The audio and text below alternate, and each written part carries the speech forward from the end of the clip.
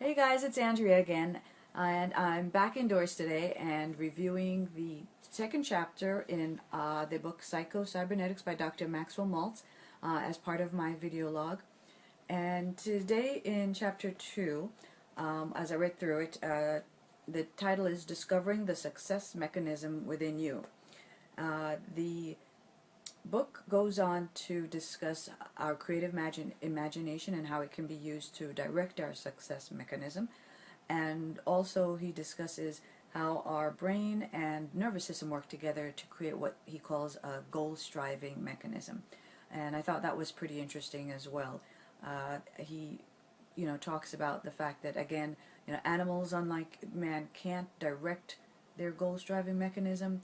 They've got certain basic instincts that they, survival of the fittest sort of thing, looking out for food, shelter, so those basic things. And while we as people have those same goals and instincts, we also have other goal-striving mechanisms. We want happiness, contentment. We're looking for things that make us grow as people. I think a lot of us aren't satisfied unless we're learning something new, and whether it's about ourselves or about the world that we live in, and I think that's a pretty great thing. One of the points that Dr. Maltz brought up, though, I didn't quite agree with, and I just wanted to say that for anyone who's reading, whether it's a personal development book or any of the other great literature that's out there, just remember that just because it's written in a book doesn't mean you have to accept it. I think that's one of the important things that people miss. If it's written in ink, it's got to be true, and that's not always the case. And just remember, these are ideas that they're coming up with, theories that they've thought of, and my take is that it's a theory and it's an idea, and we can agree with a lot of what's said, but you don't have to agree with everything. So today I actually wanted to share with you something that I found in chapter 2 that I didn't agree with. And why don't you let me know what you think. Let me read you the section. This is called, Is There an Infinite Storehouse of Ideas, Knowledge, and Power?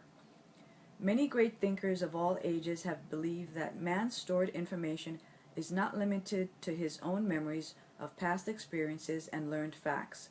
There is one mind common to all individual men, said Emerson, who compared our individual minds to the inlets in an ocean of universal mind.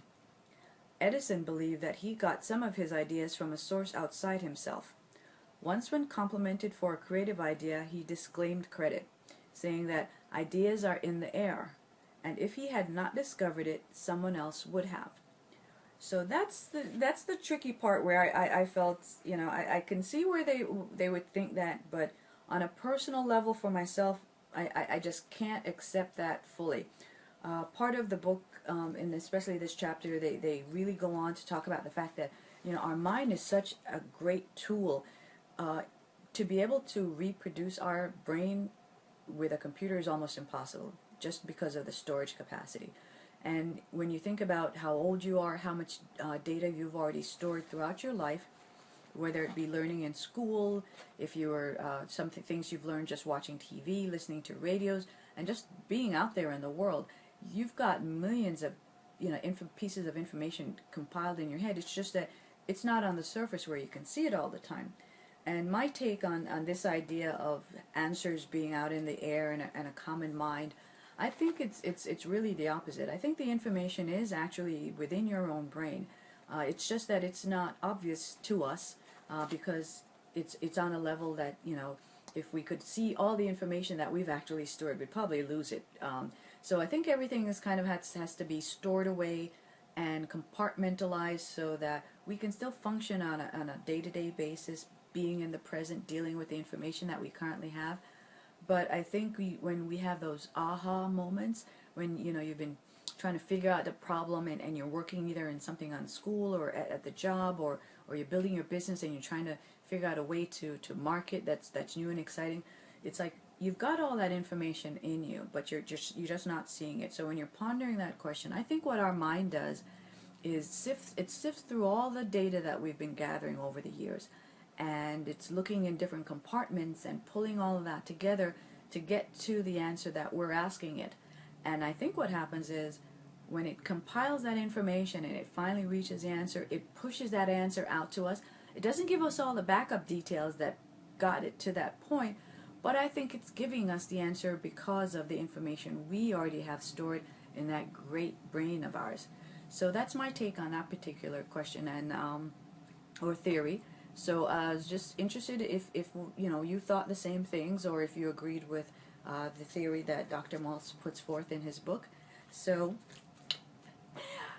let me know what you think. Leave your comments. I'd really be interested to know if anyone else sees it the way I do, or if you've got a totally different take on that piece of the chapter. Anyway, have a good night and make it a great day tomorrow. Take care.